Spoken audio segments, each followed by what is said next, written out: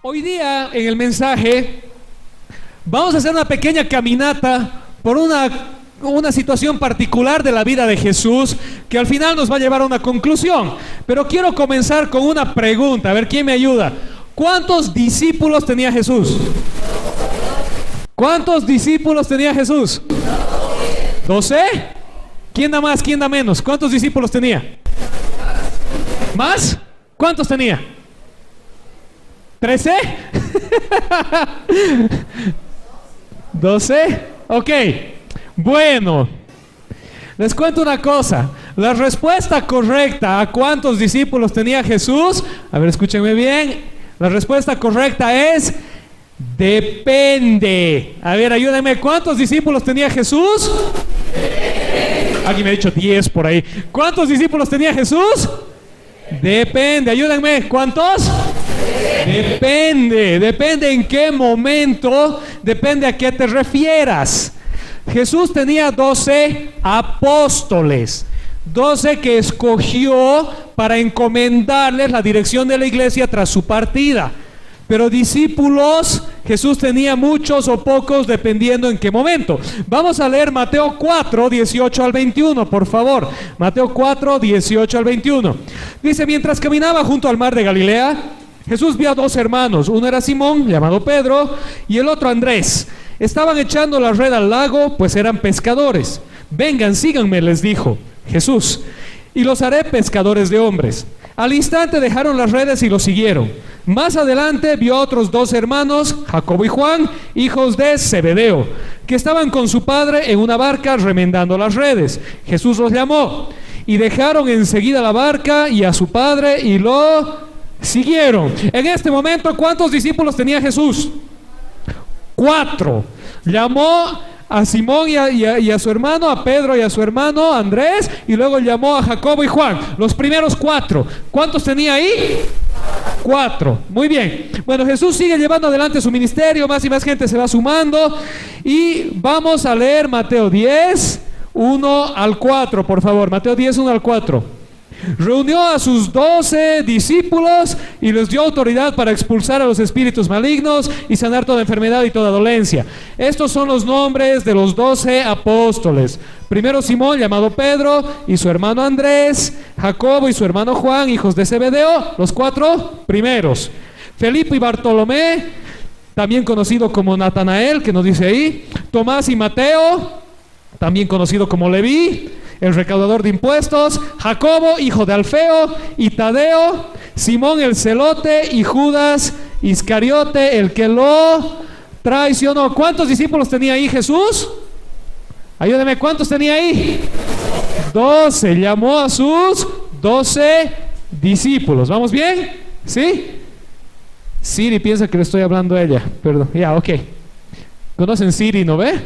Piensa que le estoy preguntando algo. Ok. Ayúdame, Lucas capítulo 10, versículo 1. Lucas 10, 1. ¿Pueden leerlo conmigo a la cuenta de 3, por favor? A la 1, a las 2 y a las 3.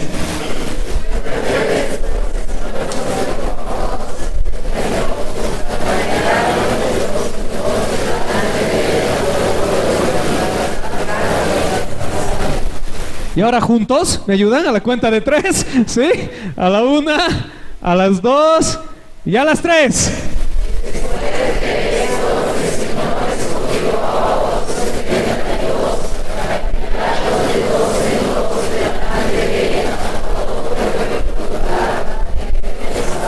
¿Cuántos discípulos tenía Jesús en ese momento? 72. Hechos 1:15, por favor. Hechos 1:15. Hechos 1:15, ¿lo tenemos? Ahí está. No. Ahora sí. Más, ayúdenme por favor a la cuenta de 3. Juntos, ¿ya? A la 1, a las 2 y a las 3, vamos.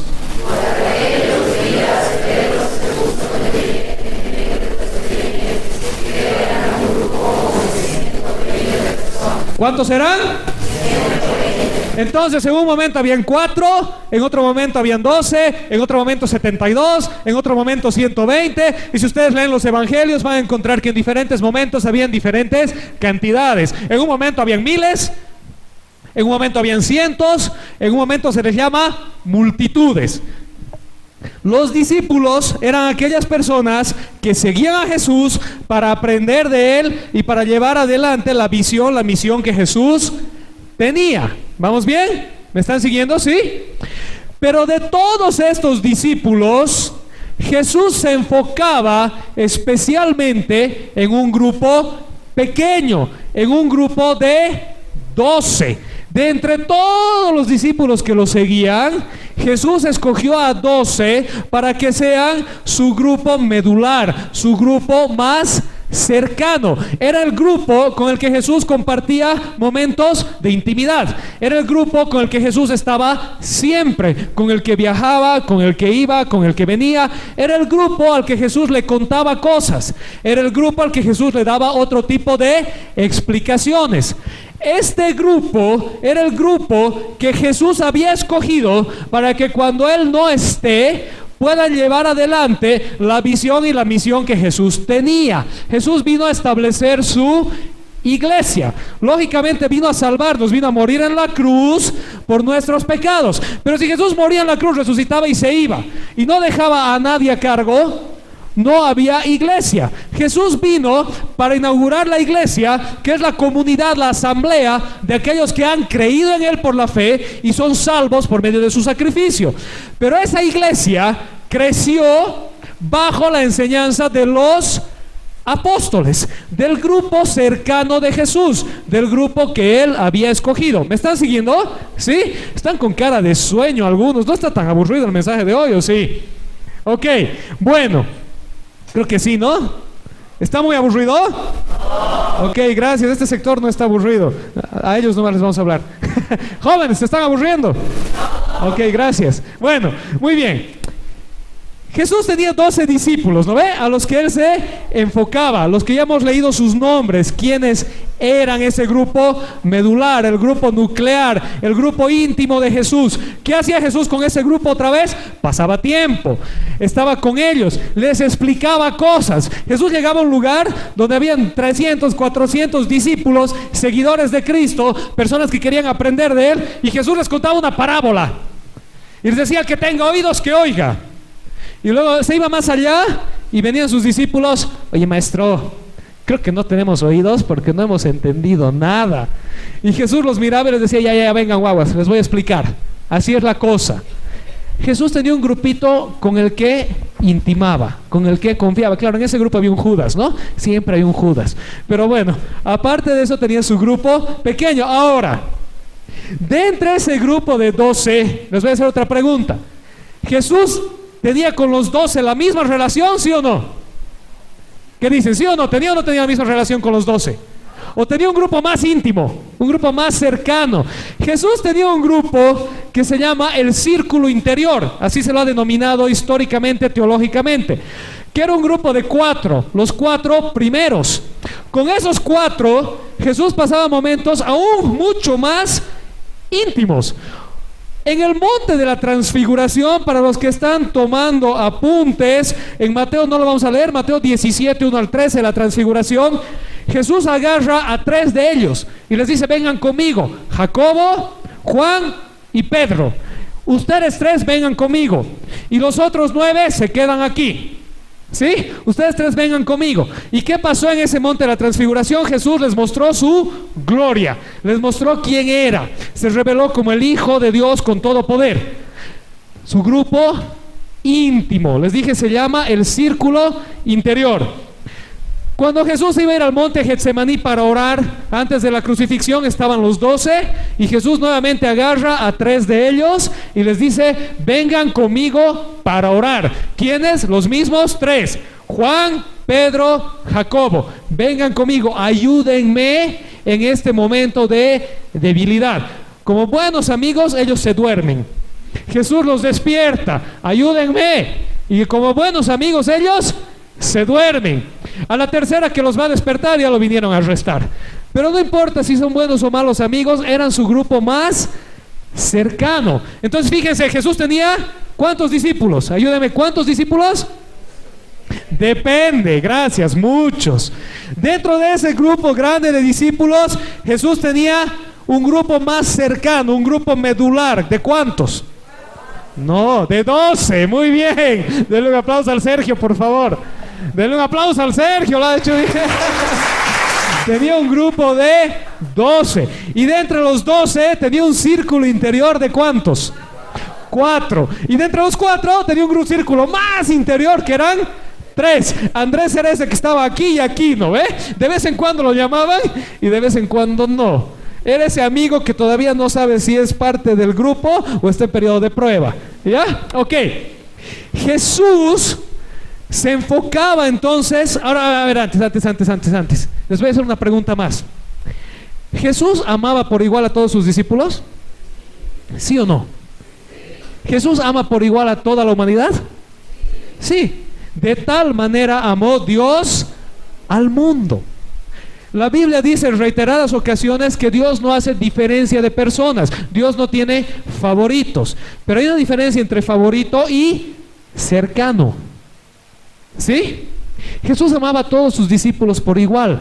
Pero entre todos sus discípulos escogió 12 fieles. Claro, había un Judas, pero escogió 12 a los que les iba a enseñar, a los que Él se iba a entregar por completo.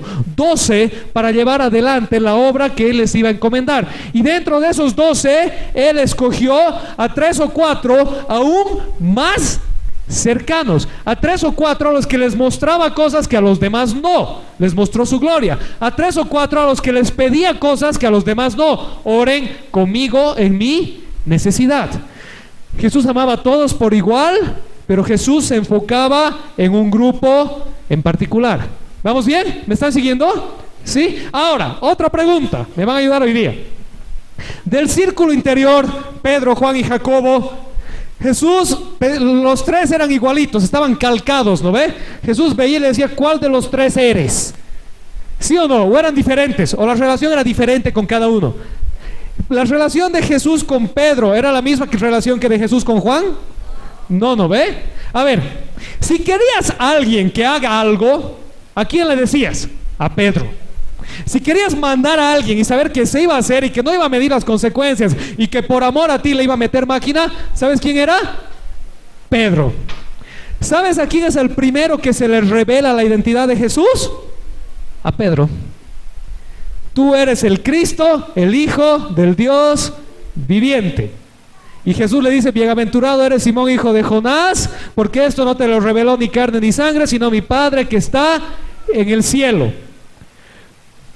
¿Quién dio el primer mensaje de toda la iglesia en la historia? ¿Quién inauguró la iglesia?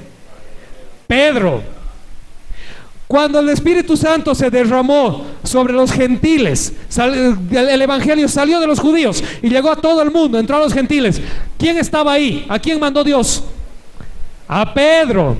Pedro en casa de Cornelio. Lo pueden leer en el libro de Hechos, capítulo 10. Cuando querías que se haga algo que nadie más se atrevía a hacer, ¿a quién mandabas? A Pedro. Jesús tenía una relación con Pedro en la que decía, Pedro, necesito que hagamos esto. Pedro, este es el plan. Pedro, esto es lo que vamos a hacer. Y Pedro decía, sí, Señor, aquí voy. Y a veces Jesús le decía, Pedro, esto no vamos a hacer. Y Pedro decía, igual vamos a hacer. Porque era tan apasionado que metía la pata. Y lo vienen a arrestar a Jesús y Pedro saca la espada y le corta la oreja al que lo iba a arrestar. Y Jesús dice, Pedro, tranquilo, hombre, tranquilo. ¿Sabes? Pedro era ese amigo en el que puedes confiar cuando necesitas ayuda, cuando necesitas hacer algo, cuando necesitabas llevar a cabo la obra. Ese era Pedro. Luego estaba Juan. Juan no era el que lo podías mandar a hacer algo, ¿sí? La Biblia describe a Juan, ¿sabes qué es bien interesante? La Biblia describe a Juan como el discípulo al que Jesús amaba. Te vuelvo a preguntar, ¿Jesús amaba a todos sus discípulos, sí o no? Sí. Por si acaso, para los que están tomando apuntes, Juan capítulo 13, 22 al 26 y Juan 21, 20 al 24, en esas dos ocasiones se llama a Juan el discípulo al que Jesús amaba. ¿Ya? Eso es para los que están tomando apuntes. Ok. Jesús los amaba a todos por igual, pero cuando se refiere a Juan como el discípulo al que Jesús amaba, se está refiriendo a Juan como aquel discípulo con el que Jesús tenía un contacto de amistad más íntimo, al que le contaba cosas que no les contaba a otros. Cuando en la última cena empiezan a preguntarse todos, ¿quién será? ¿Quién será? ¿Quién será? Si ustedes leen en Juan capítulo 14, ¿quién pregunta a Jesús? Juan. Dice que Pedro lo mira y le dice a Juan, pregúntale quién es. Y Juan, maestro, ¿quién es? Y Jesús le dice, el que meta la mano al pan enjugado conmigo. ¿Por qué Pedro no le pregunta? Porque sabía que Juan tenía una relación con Jesús, porque Pedro era un metepata, Juan no. Entonces dice, si yo le pregunto, Jesús me va a decir, tranquilo Pedrito. Pero si Juan le pregunta, le va a decir. ¿Me entiendes? ¿Sí? Juan tenía una relación. Cuando querías contarle un secreto a alguien, ¿a quién le contabas? A Juan. Cuando querías confiarle algo a alguien, ¿a quién le contabas? A Juan. Cuando querías revelar el Apocalipsis, ¿a quién se lo revelabas? ¿A Pedro o a Juan? A Juan. Se llama el Apocalipsis de San Juan. A los que me han dicho Pedro, abran el índice de su Biblia de vez en cuando. Broma. No se enojen. Ok. ¿Querías hacer algo? ¿Querías un valiente, un amigo así de armas llevar? Llamabas a Pedro. ¿Querías un amigo para charlar, tomarte un cafecito, contarle tus cosas? Llamabas a Juan. Jacobo, no se nos dice mucho de Jacobo, pero ¿sabes qué se nos dice de Jacobo? Fue el primero de los 12 en morir por la causa de Cristo. Jacobo fue el primero en dar su vida por la causa de Jesús. Hechos 12, 1 y 2, lo pueden leer en sus casas. Jacobo no fue el primer discípulo en morir, el primero fue Esteban, pero Jacobo fue el primero de los 12 en morir. En otras palabras, ¿qué sabemos de Jacobo? Que amaba tanto a Jesús y estaba tan convencido que fue el primero en dar su vida. No fue el tercero, el cuarto, el quinto siguiendo a los demás. Él estuvo dispuesto antes que nadie a decir, yo me muero por esto. Si quieres a alguien comprometido hasta la muerte, tienes a Jacobo. ¿Me están siguiendo? Entonces, la relación de Jesús con todos sus discípulos era de amor, pero tenía un círculo más íntimo, y dentro de ese círculo más íntimo tenía otro círculo más íntimo, y dentro de ese otro círculo más íntimo tenía una relación especial con cada uno de ellos, de acuerdo a sus cualidades, de acuerdo a su temperamento, de acuerdo a sus dones. ¿Vamos bien hasta aquí? ¿Sí? ¿Estamos bien? Les voy a hacer otra pregunta. Como dicen en el noticiero, cambiando el rumbo de la información. ¿Sí? ¿Jesús tenía amigos? Ayúdeme, ¿tenía amigos Jesús? ¿O solo tenía discípulos? ¿Tenía amigos? Aparte de los 12, ¿Jesús tenía otros amigos? ¿Sí? Ok, Jesús tenía amigos. Jesús tenía amigos que no eran que estaban haciendo el trabajo ministerial con él todo el tiempo. Hay varios, pero hay un ejemplo que es muy bonito y ese sí lo vamos a leer. Si me pueden ayudar yendo a Juan capítulo 11, por favor. Juan 11, versículos 3 y 5. ¿Lo podemos proyectar? Ok. Ayúdenme por favor a leerlo a la cuenta de 3. Léanlo juntos. A la 1, a las 2 y a las 3. Vamos.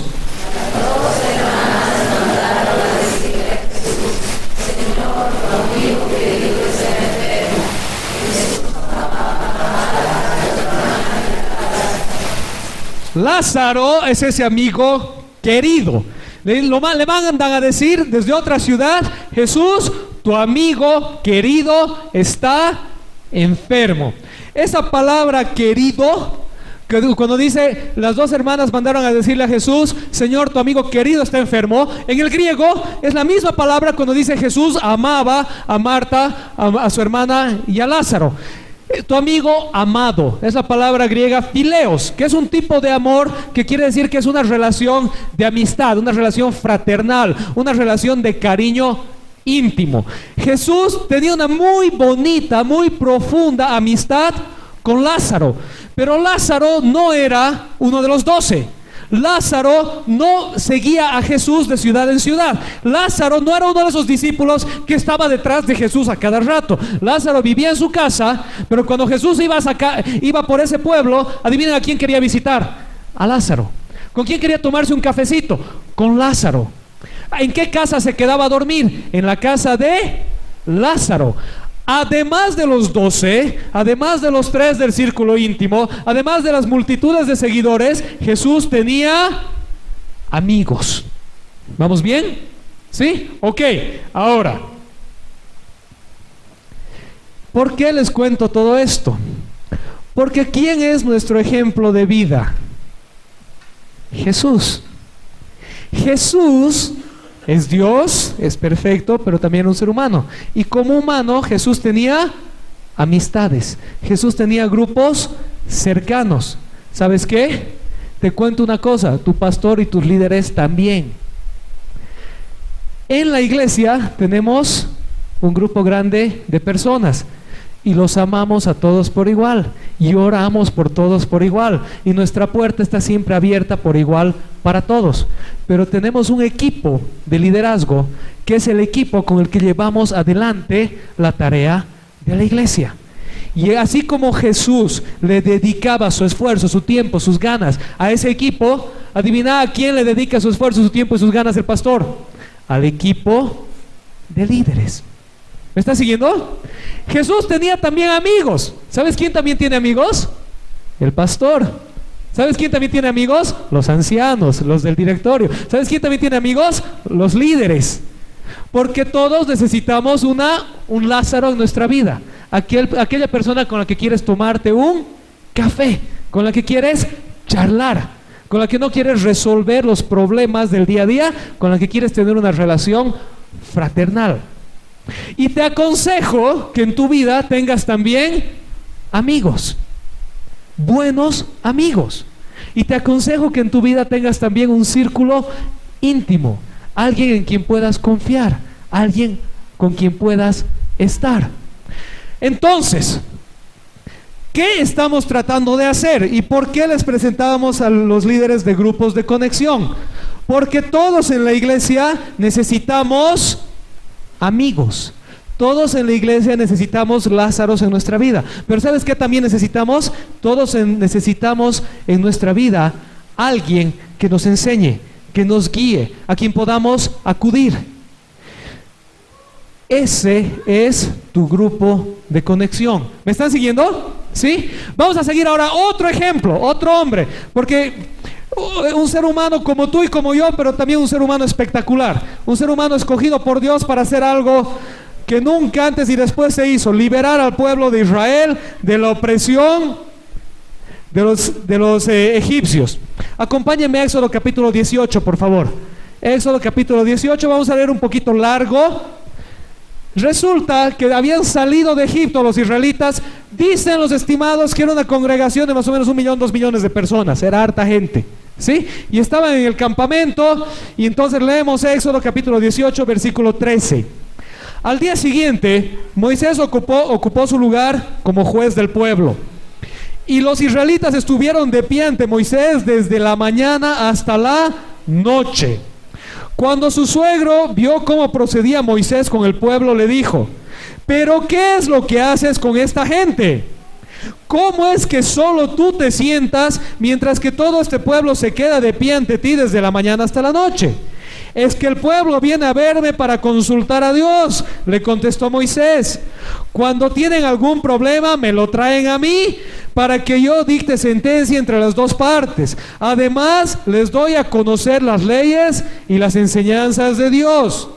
No está bien lo que estás haciendo, le respondió su suegro, pues te cansas tú y se cansa la gente que te acompaña. La tarea es demasiado pesada para ti, no la puedes desempeñar tú solo. Oye bien el consejo que voy a darte y que Dios te ayude. Tú debes representar al pueblo ante Dios y presentarle los problemas que ellos tienen.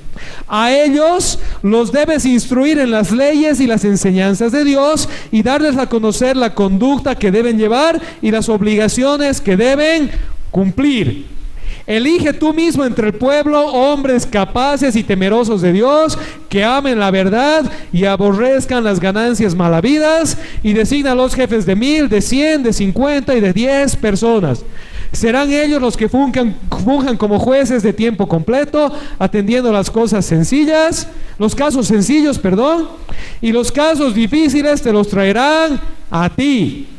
Esto te aligerará la carga porque te ayudarán a llevarla. Si pones esto en práctica y Dios así te lo ordena, podrás aguantar. El pueblo, por su parte, se irá a casa satisfecho. El consejo de su suegro a Moisés es el consejo que queremos como iglesia llevar adelante. ¿Sí? Es el consejo que su suegro le dijo hasta Moisés: mira, si tú quieres resolverlo todo, te vas a cansar tú, se van a cansar todos y nada se va a resolver. ¿Sabes por qué? Porque resulta que hoy día tú te peleaste con tu esposo y lo llamaste al pastor y el pastor te dice: en 2 semanas tengo tiempo. No porque no te quiere ver, no porque no te ama, sino porque ya tiene agendada las 2 semanas completas. ¿Por qué? Porque el pastor no es Jesús, no es la revelación divina encarnada. El pastor tiene que estudiar para poder darte mensajes. ¿Por qué? Porque el pastor tiene que ver el quehacer de toda la iglesia. ¿Por qué? Porque el pastor tiene un hijo de 2 años y un hijo de 0 años que necesitan su tiempo, su atención y su cariño. Porque el pastor tiene una esposa que necesita amor. Y porque el pastor, igual que Jesús, también de vez en cuando necesita estar con sus amigos, necesita ir a nadar a la piscina con sus hijos, etcétera, etcétera, etcétera.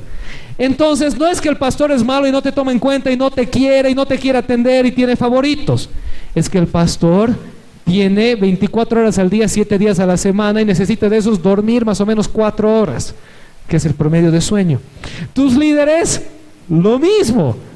Tu líder de alabanza tiene un trabajo de 8 horas diarias, tiene una guagua, una esposa embarazada y tiene aparte todo el ministerio de alabanza. Y etcétera, etcétera, etcétera. Entonces, ¿qué hacemos? ¿Qué estamos haciendo? Queremos hacer lo que su suegro le dijo a Moisés: escoger entre la iglesia personas temerosas de Dios, personas que aman a Dios y que no lo están haciendo por razones egoístas. Y entonces entre ellos está ahí Brian y Julie con su equipo de jóvenes, está ahí Ricardo y Patti, está ahí Mauri y Anita, está ahí la hermana Gilka con el doctor Moisés, que hoy está de viaje, están ahí Andrea y Jorge, están ahí, me he olvidado hace rato, Gaby y Eduardo, que creo que están enseñando hoy día en la escuela dominical los dos. Esas personas están para dirigir un grupo pequeño. Esas personas están ahí para atenderte, para que les llames y oren por ti ese momento, para preocuparse por ti, para ver el domingo si no has venido. Ese es su trabajo. Su trabajo es velar por ti, estar ahí para ti. ¿Sabes cuál es tu trabajo? Acudir a ellos, ir a tu grupo de conexión, anotarte a un grupo y poder formar parte de ese grupo. A ver, ayúdenme, hay algunos jóvenes ahí. A ver, la voy a poner en evidencia a la Pame. Pame, cuando llegaste a la iglesia, ¿cuánta gente conocías? Ok, empezaste a ir al grupo de jóvenes. ¿A cuántos conoces? ¿Y te buscan? ¿Y te llaman? Y ahora eres líder de jóvenes. La Pame se ha estrenado este mes como líder de jóvenes. Denle un aplauso a la Pame, porfa. Mauri y Anita, cuando llegaron a la iglesia por Facebook, ¿a cuánta gente conocían?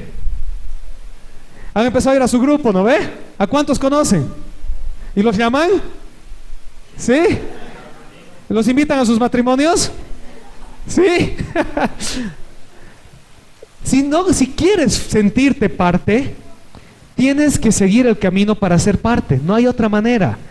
Y el camino para ser parte es formar parte, valga la redundancia, de un grupo de conexión, de un grupo pequeño. ¿Sabes cuál es la otra cosa? Ayudar, ser parte de algo, ser parte de un ministerio. A ver, Cristian, ponte de pie ahí atrás, hermano. Cuando has llegado a la iglesia por Facebook, ¿a cuánta gente conocías? A mí, exacto, por Facebook. Ahora, ¿cuántos conoces?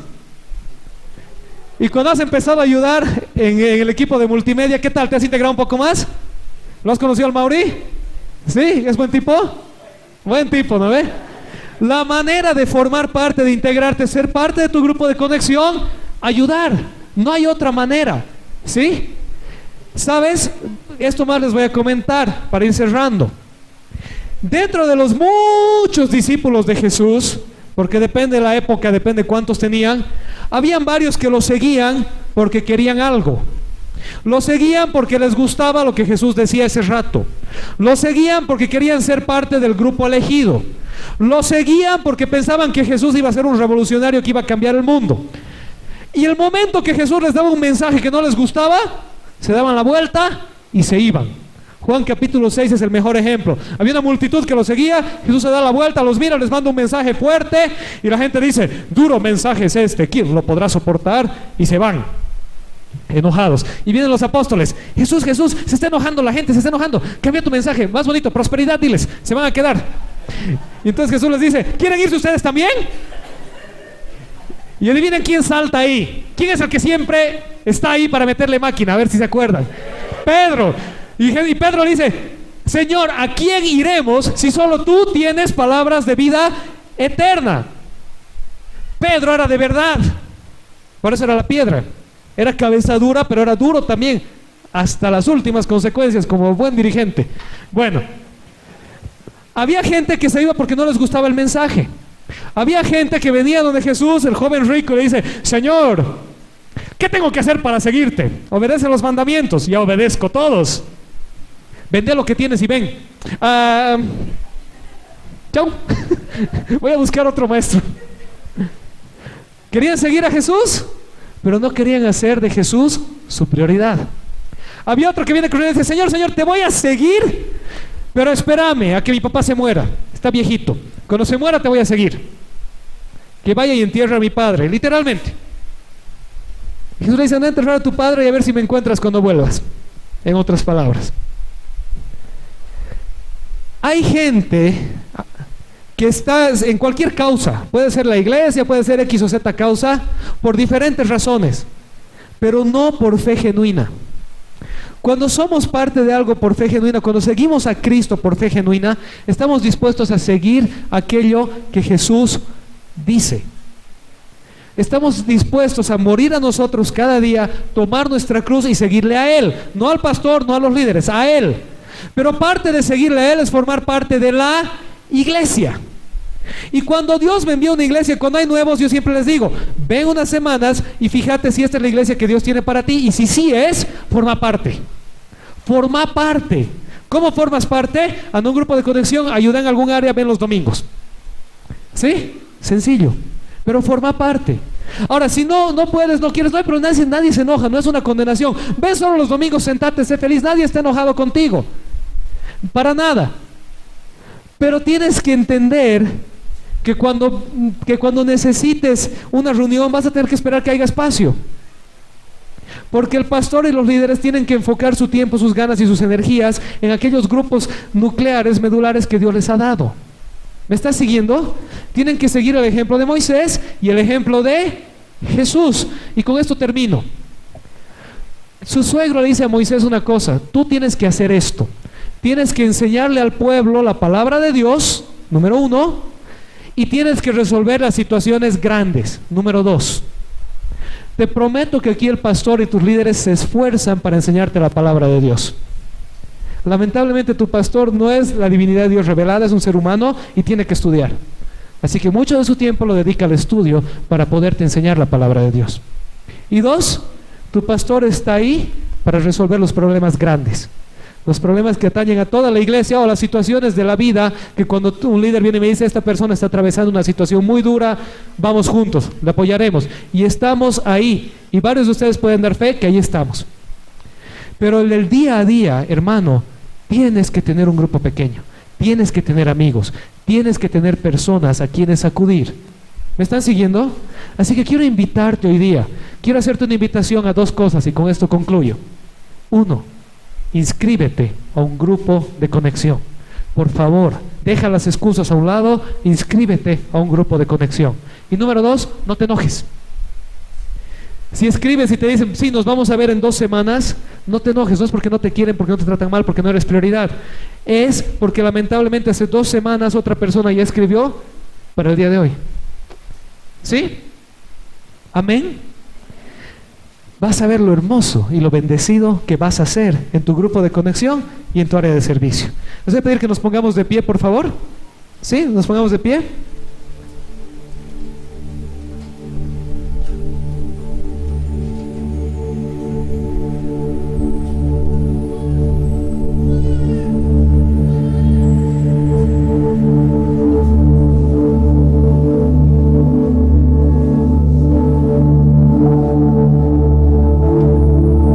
este equipo es testimonio de fidelidad.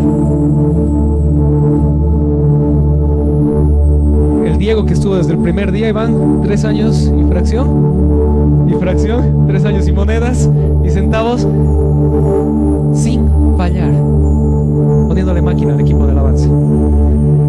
¿Cómo no vamos a hacer de la vida del Diego una prioridad? Iglesia, oran por el Diego, apóyenle, denle aliento, canten con él. 3 años de sacrificio para el Señor. No lo digo en un sentido de sacrificio, sacrificio con alegría y con gratitud. La Sofía igual estás ahí 3 años, ¿no?